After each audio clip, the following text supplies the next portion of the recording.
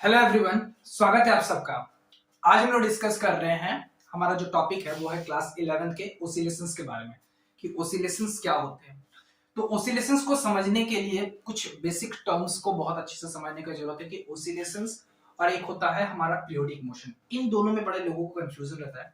मैं कोशिश करूंगा कि इस टॉपिक को थोड़ा सा अच्छे से क्लियर करते हुए चलते हैं। ठीक है, स्टार्ट करते हैं। तो सबसे पहला है कि हम लोग बात कर रहे हैं पीरियोडिक की बात करते हैं। ठीक है, तो चैप्टर का नाम तो ऐसे ओसिलेशंस है। ठीक है, आप एनसीईआरटी में पढ़ेंगे तो इसका नाम है ओसिलेशंस।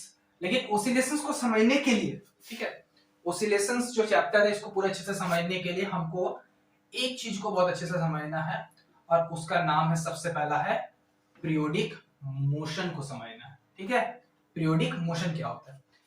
देखिए क्या है कि सपोज कीजिए कि क्या हो रहा है कि कोई बच्चा जो है वो किसी सीढ़ी पे, स्टेयर पे, ठीक है, सीढ़ी पे एक बार चढ़ रहा है, एक बार उतर रहा है, एक बार अप, एक बार डाउन, एक बार अप, एक बार डाउन। ठीक है, आप उसके मोशन को ध्यान से समझिएगा। ठीक है, कुछ देर वो ऊपर गया, जितना देर उसको ऊपर जाने उतना ही नीचे, उतना देर ऊपर उतना देर नीचे। ठीक है, यहाँ पे क्या देखने को मिलता है, अगर हम इसका ग्राफिकल रिप्रेजेंटेशन बनाने की कोशिश करते हैं, ठीक है, या एक्स और इसका पोजीशन, ठीक है, तो क्या हो रहा है कि पहले वो ग्राउंड पे, फिर अप, फिर डाउन, फिर अप, फिर डाउन, फिर अप, फिर डाउन, फिर अप, फिर डाउन। ठीक है, तो आप क्या देख रहे हैं कि फिक्स टाइम इंटरवल में ये जो मोशन है वो बार बार रिपीट हो रहा है। ये मोशन क्या हो रहा है, बार बार रिपीट हो रहा है। तो दैट मीन्स हम लोग कह सकते हैं कि ये चीज रिपीटेटेड मोशन है।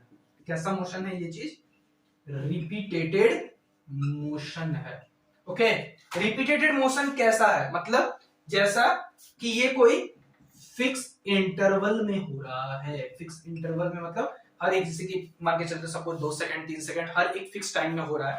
दैट मींस है कि ये एक फिक्स इंटरवल ऑफ टाइम में रिपीटेड हो रहा है। तो पीरियोडिक मोशन होता क्या है? ठीक है, यहां से एक चीज आपको समझ में आए कि वैसा मोशन जो रिपीटेटेड होता है, मतलब जो फिक्स इंटरवल में फिर से घुमा फिरा के वही चीज होगा जो रिपीट हो रहा है।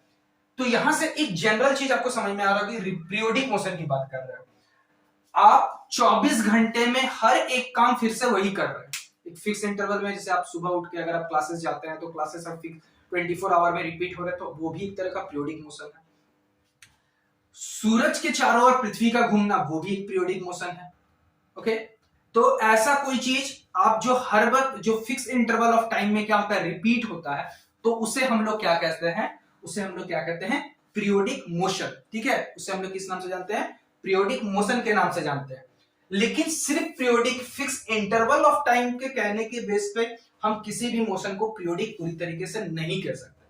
पीरियोडिक कहने के लिए एक चीज और क्राइटेरिया है कि फिक्स इंटरवल के साथ साथ, फिक्स इंटरवल के साथ साथ एक डेफिनिट पाथ को भी वो ओबे करेगा।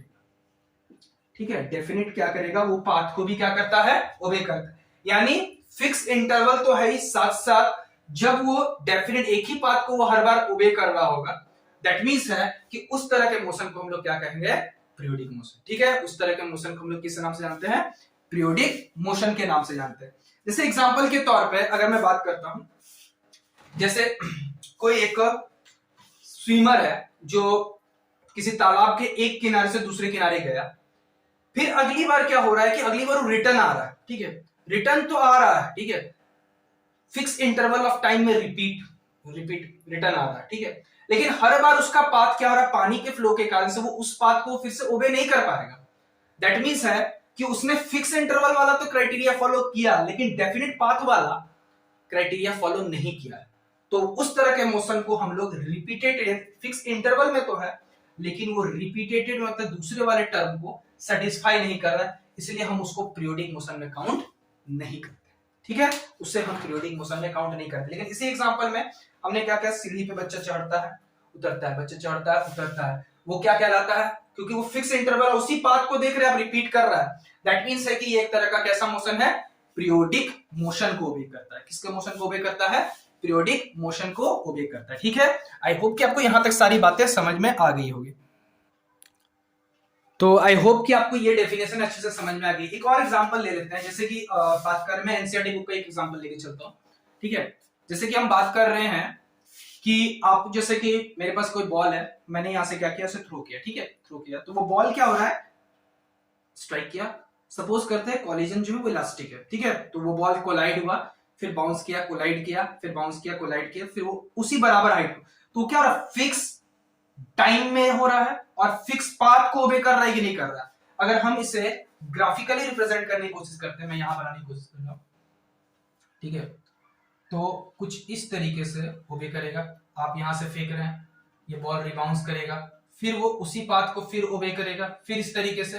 तो ये भी क्या है, एक तरह का क्या है, पीरियोडिक मोशन है, क्योंकि ये fix interval of definite path को ओबे कर रहा है, ठीक है, ये फिक्स इंटरवल और डेफिनेट पाथ को क्या करता है, ओबे करता है। ओके, फिर जैसे कि मान के चलिए किसी एक पेड़ पे, ठीक है, कीड़ा चढ़ रहा, फिर उतर गया, फिर चढ़ा, फिर उतरा, फिर चढ़ा, फिर उतरा, इसको आप इस तरह का मोशन है, फिक्स टाइम में चढ़ रहा है, फिक्स टाइम में उतर रहा है, तो fix interval with definite path is called periodic motion, ठीक है।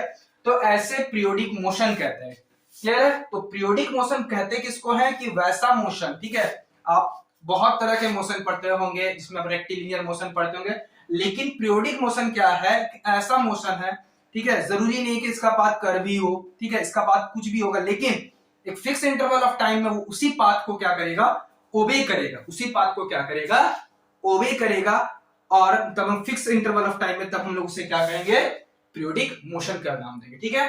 आई होप कि आपको ये जो डेफिनेशन है ओसिलेशंस का, कि ओसिलेशन जो चैप्टर है उसमें जो पहला टर्म है पीरियोडिक मोशन, मैंने उसे क्लियर किया है, ठीक है। तो आप इस आई थिंक आपको समझ में आ गई होगी बात।